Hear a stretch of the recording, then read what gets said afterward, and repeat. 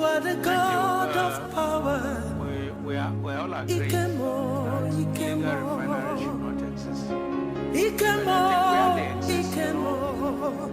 you are trying to eliminate them. You are the God of power. The idea of the law is that you should not bring more harm to the environment. While you do unimaginable things. You are indescribable God. Remember, you are the God of power. That was even before Jonathan became president. The federal government proposed you declared the end from the beginning to accommodate and from the ancient times the things that what we are talking about is livelihoods and empowerment of the youths. Now the youths we have creative youths in the Niger Delta, and these youths are not deploying their skills and energies in the right way. So what was proposed then was the establishment of modular refineries. And 15 years down the line, we are not seeing the modular refineries. So while I commend the JTF, Operation Delta Save, for their efforts, they should also consider the environment. Bombing, for instance, when you bomb a refinery, all these artisanal refineries, you are causing more environmental pollution. You will destroy a lot of the ecosystem, and the same tale of woe continues. So in as much as Operation Delta Save is carrying out its responsibilities, they should also consider the immediate environment. We in the Niger, we have suffered a lot over the years. Right from when I knew that this is the gases we have been flared. For about 50-something years, 40-something years, these gases are still flaring. And we are not bottling them up for industrialization. So the question remains that while, federal government is eager to stamp out illegal refineries, what other measures is the federal government taking to ensure that they engage the productive youths of the Niger Delta? That is the question. And this calls to attention the issue of that promise. Most of the youths counted on that promise, and when they waited and waited in vain, they still went back to those unedifying artisanal practices, just for the sake of livelihood. Now look at the Niger Delta again. When we left secondary school in the 80s and came to Port Harcourt, that was when Revoke was established. That was when West African glass industry was established. That was so many industries, wrought iron industry, and so many were established. All you needed to do at that time was to walk to the premises of those companies, and before you know it, one white man will come and beckon on you. Can you do casual job? 1-2 weeks you're employed, and your home will be happy. All those opportunities are not there any longer. So while the federal government is talking about stamping out artisanal refineries and so on, we should also look for a replacement. Even the Bible says Satan cannot cast out Satan. And if you cast out an evil spirit, something has to replace it.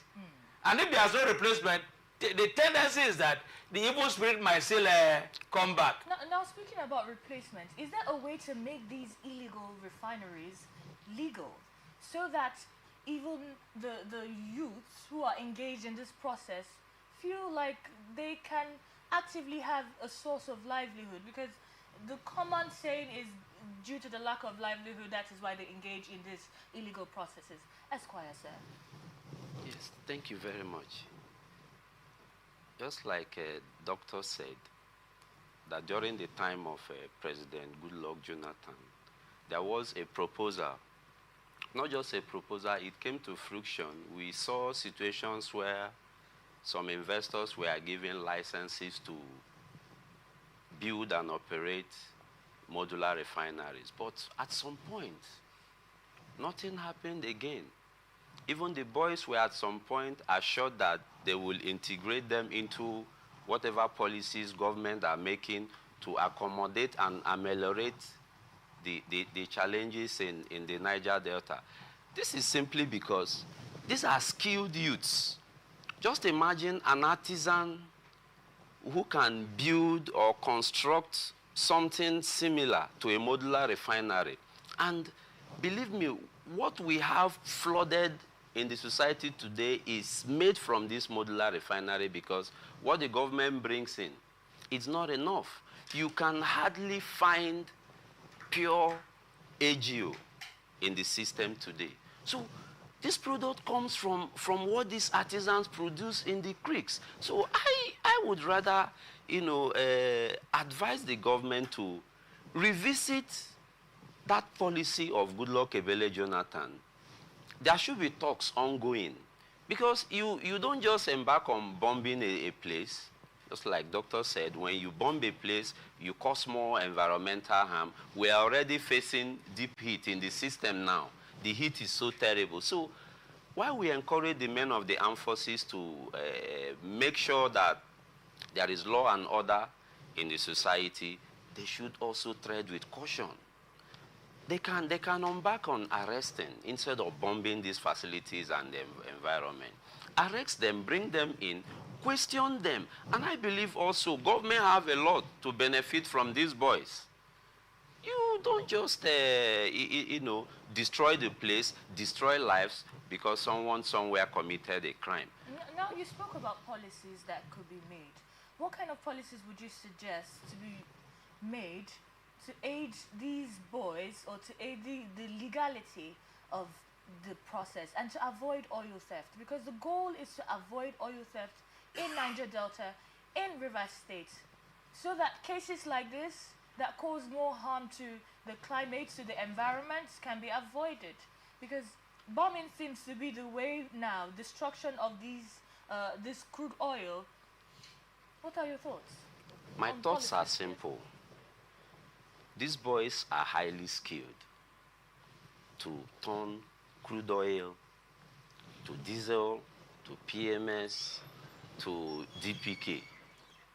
So if they can do this without proper training, why not government set up a committee or set up a program that can bring these boys in and give them more skills?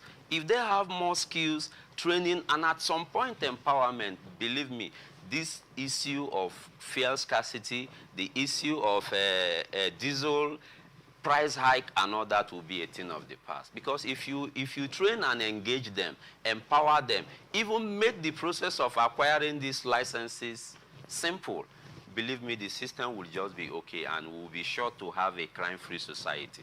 All right, so you suggest a license. Yes, okay. Training first. Training. They should train them. There should be data collection, because first of all, we need to know who are involved. Because if you don't identify the persons involved, how do you train? You need to bring them in, train them, then you can empower them to do more. Doctor, do you agree with him? Of course, absolutely, because here we are talking about skills, youths who have skills. You know, we live in a society where so many obnoxious laws have become the norm.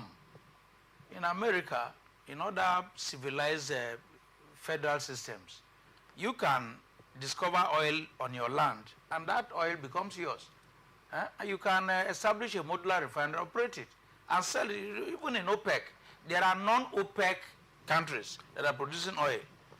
So, tapping and, empowering these youths by training them to acquire more skills in this area.